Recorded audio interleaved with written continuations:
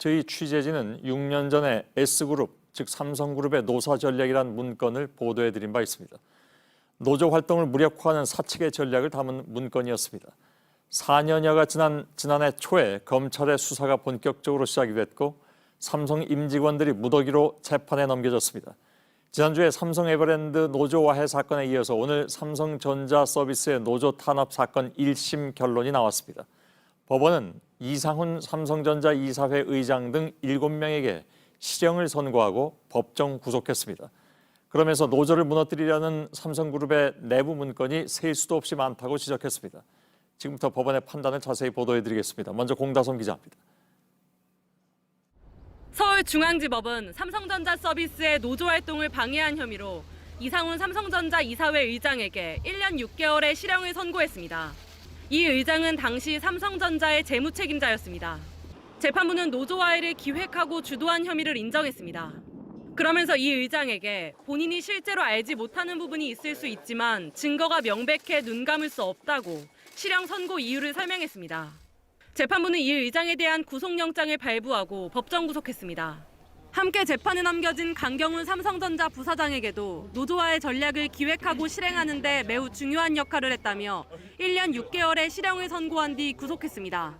강 부사장은 지난 13일 삼성 에버랜드 노조와의 사건에도 연루돼 실형이 선고됐지만 당시 재판부는 방어권을 보장한다며 구속하지 않았습니다. 오늘 재판부는 이들과 함께 재판에 넘겨진 30명의 삼성 임직원들에게도 대부분 유죄를 선고했습니다. 13가지 혐의 대부분을 인정했습니다. 삼성이 그룹 차원에서 노조와의 공작을 벌인 것으로 판단한 겁니다. JTBC 공다솜입니다. 이번 사건은 피고인만 32명에 달합니다. 재판부는 오늘 선고에 앞서서 1심 재판에 1년 6개월이나 걸린 이유를 간단히 설명하기도 했습니다. 관련 기록 10만 쪽 세부 쟁점이 100여 개나 된다고 합니다. 판결문의 양도 500페이지가 넘는다고 밝혔습니다. 오늘 법원의 판단에 대해서 법조팀 취재기자와 자세히 짚어보겠습니다. 이도선 기자가 나와 있습니다. 죄명만 13개고 피고인이 32명.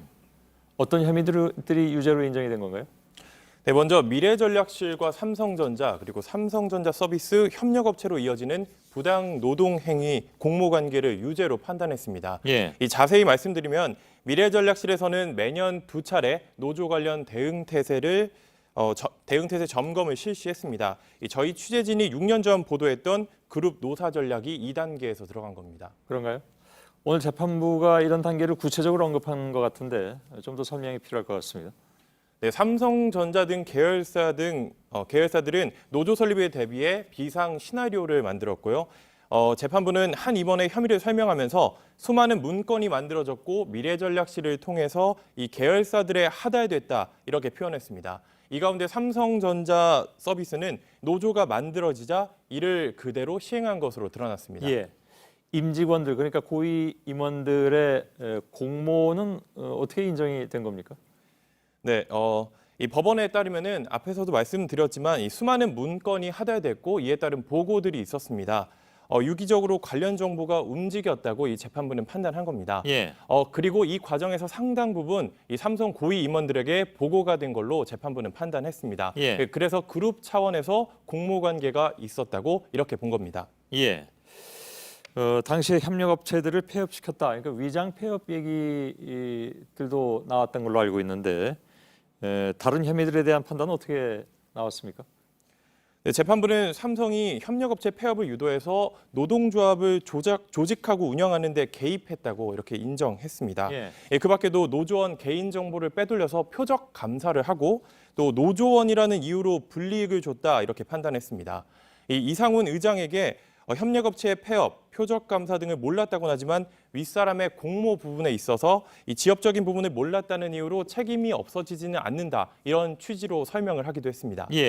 삼성전자 서비스 사건이 촉발된 건 사실 이제 파견 근로자들에 대한 문제였습니다. 서비스 협력업체 또 수리기사 이들에 대한 부분이었는데 이건 불법 파견이냐 하는 문제였잖아요.